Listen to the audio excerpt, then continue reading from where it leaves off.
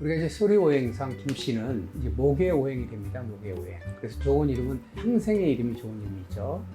목화토, 목수금, 혹은 목목화 이런 상생의 이름이 좋은 이름이고요. 나쁜 이름은 상극의 이름입니다.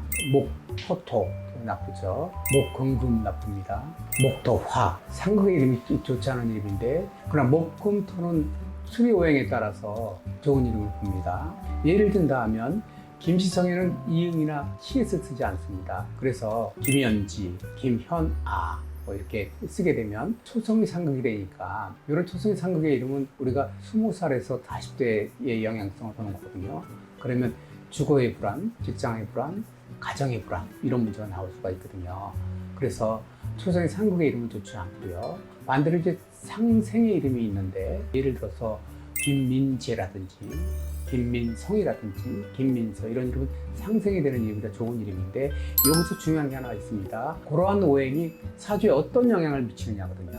어떤 영향을 미치느냐에 따라서 이름을 바꿔서 주는 거거든요. 그래서 일단 김씨성에는 앞에 상극을 쓰지 않고 상생을 써주는 게 좋은 방법이다. 그래서 이응이나 히읗은 무조건 피하는 게 좋고요. 혹은 치읓, 치읓 이렇게 근금을 연달아 써주는 것도 피하는 게 좋습니다.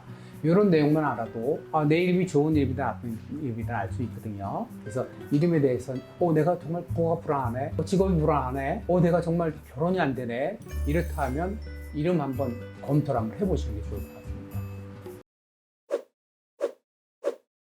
이 시성은 우리가 이제 토의 오행으로 봅니다. 토리상 토의 오행이라 토하고 상극되는 이름은 수가 되겠죠. 수의 오행은 압합니다. 미음, 미읍, 비읍으로 시작되는 초성이죠. 이런 초성을 쓰게 되면 주거의 불안, 직업의 불안, 가정의 불안 언제 20살부터 40세까지입니다. 그래서 이런 이름 써준다는 건 너 경쟁력을 가지지 말아라 이렇게 해주는 것 같습니다. 그 다음에 두 번째로 나쁜 게 기역, 키역, 목토 상극이라 좋은 이름 같은 경우는 화토로 가는 이름이라든지 금토로 가는 이름이라든지 토금으로 가는 이름. 토금은 이응이나 히읗이 초성으로 오고 시읒, 지읒이 종성으로 가는 거거든요. 토도 좋습니다. 이응, 히읗으로 가는 이름도 좋은 이름입니다. 그걸 상비의 이름이라고 해서 그런 이름도 인생에 토가 필요할 때 그런 토의 오행을 많이 넣어주게 되면 그 오행에 따라서 힘이 나오게 되는 거거든요. 그래서 이런 기운들은 파주에 적용이 되는 겁니다. 그래서 누구한테나 이런 이름을 써주는 게 좋은 게 아니라 어떤 기운이 필요할 때 그런 기운을 보충해 주게 되면 좋은 기운이 나오는 거거든요. 가장 중요한 건 자기 자신의 자신감이거든요. 개명한 사람들이 가장 처음에 느끼는 기운이 자기 자신 뭔가 바뀐다는 그런 긍정의 힘입니다. 긍정의 힘으로부터 시작해서 결과가 많이 달라지거든요. 자기 이름을 영상을 보신 분들이 있으시다면 자기 이름을 한번 살펴보십시오.